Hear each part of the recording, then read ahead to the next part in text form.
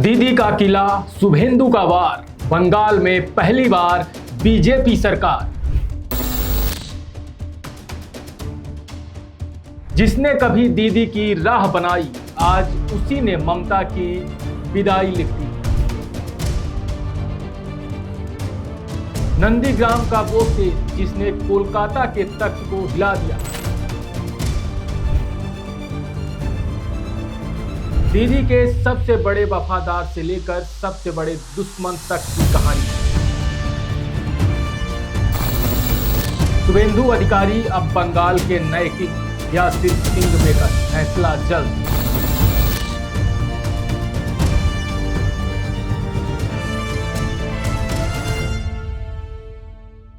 दोस्तों नमस्कार। राजनीति में एक कहावत है, किले वही ढहाते हैं जिन्हें किले की हर ईंट की कमजोरी पता हो। आज हम बात कर रहे हैं एक ऐसे नाम की जिसने भारतीय राजनीति की सबसे कठिन माने जाने वाले किलों में से एक यानी पश्चिम बंगाल में ममता बनर्जी के अवैध साम्राज्य को हिला कर रख दिया, और वो नाम है शुभेंदु अधिकारी। कल तक जो दीदी के सबसे भरोसेमंद सिपाही थे, आज वो बंगाल में बीजेपी की जीत के सबसे बड़े आर्किटेक्ट बनकर उभरे हैं। क्या शुभेंदु अधिकारी बंगाल के अगले मुख्यमंत्री होंगे? कैसे एक छात्र नेता नंदीग्राम का हीरो बना और फिर दीदी का सबसे बड़ा दुश्मन? चलिए विस्तार से समझते हैं शुभेंदु अधिकारी के इस सियासी सफर को। देखिए भाई, शुभेंदु का बीजेपी में आना कोई अचानक फैसला नहीं था। इसे समझने के लिए हमें थोड़ा पीछे जाना होगा। साल था 2020। तब शुभेंदु को ममता बनर्जी की सरकार में नंबर 2 माना जाता था। वो परिवहन मंत्री थे और बड़ा रुतबा था। लेकिन कहते हैं कि जब घर में नया वारिस आता है तो पुराने वफादार हशिये पर चले जाते हैं। तृणमूल कांग्रेस में अभिषेक बनर्जी यानी ममता के भतीजे का प्रभाव बढ़ने लगा था।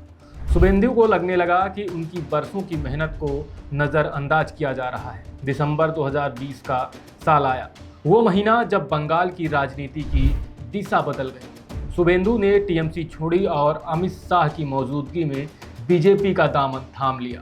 तब लोग कह रहे थे कि ये सुसाइड मिशन है, लेकिन शुभेंदु को पता था कि वो क्या कर रहे हैं। 2021 के चुनाव में उन्होंने 3 सीटों वाली बीजेपी को 77 तक पहुंचाया और खुद नंदीग्राम में ममता बनर्जी को हरा दिया।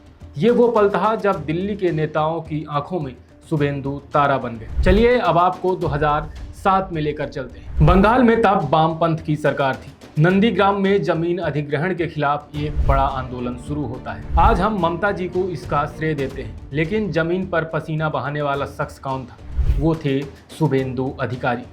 कांथी दक्षिण के विधायक के रूप में शुभेंदु ने भूमि उपछेद प्रतिरोध कमेटी बनाई।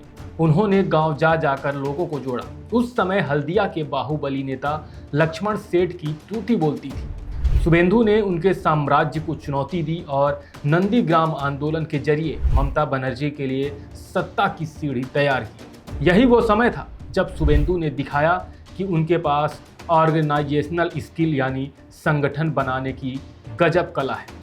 सिर्फ नंदीग्राम ही नहीं, जंगल महल के इलाके पुरुलिया, बाकुंडा और मेदिनीपुर में भी टीएमसी को मजबूत करने वाले शुभेंदु ही थे। 2021 में चुनाव हारने के बाद बीजेपी ने उन्हें नेता प्रतिपक्ष बनाया।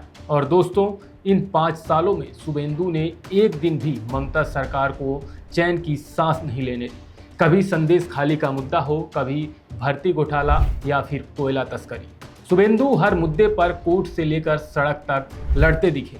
उनके विरोधी कहते हैं कि वो ईडी और सीबीआई से बचने के लिए बीजेपी में आए, लेकिन उनकी मेहनत को आप नकार नहीं सकते।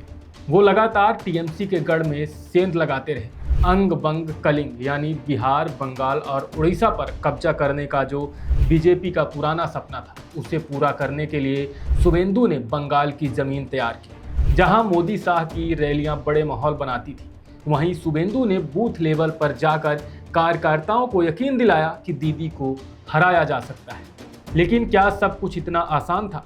बिल्कुल भी नहीं। बीजेपी के अंदर भी शुभेंदु को लेकर काफ़ी खींचतान रही।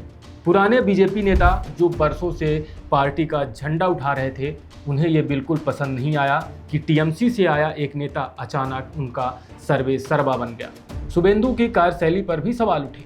उन्हें अधिनायकवादी कहा गया। लेकिन जैसा कि कहा जाता है, कामयाबी अपने साथ सारे दाग धो देती है। आज जब बीजेपी बहुमत के करीब है या पार कर चुकी है, तो उन सारी शिकायतों को ठंडे बस्ते में डाल दिया गया है। दिल्ली के नेतृत्व ने भी उन पर पूरा भरोसा जताया, क्योंकि उन्होंने रिजल्ट दिया है। तो आज सबसे बड़ा सवाल, क्या शुभेंदु अधिकारी बंगाल के अगले मुख्यमंत्री होंगे? देखिए, उन्होंने अपना दावा बहुत मजबूती से पेश किया है। उन्होंने ममता बनर्जी के 15 साल के शासन को उखाड़ फेंकने में वही भूमिका निभाई जो कभी ममता ने वामपंथियों के खिलाफ निभाई। शुभेंदु ने साबित कर दिया कि वो सिर्फ एक जिले के नेता नहीं, बल्कि पूरे बंगाल के नेता है। छात्र राजनीति से शुरू हुआ सफर, नंदीग्राम का वास्तुकार बनना, दीदी का सिपाही होना और फिर उसी साम्राज्य को गिरा देना। शुभेंदु अधिकारी की कहानी किसी फिल्मी स्क्रिप्ट से कम नहीं है। अब देखना यह है, क्या दिल्ली का नेतृत्व इस ग्राउंड फाइटर को बंगाल की कमान सौंपता है या नहीं।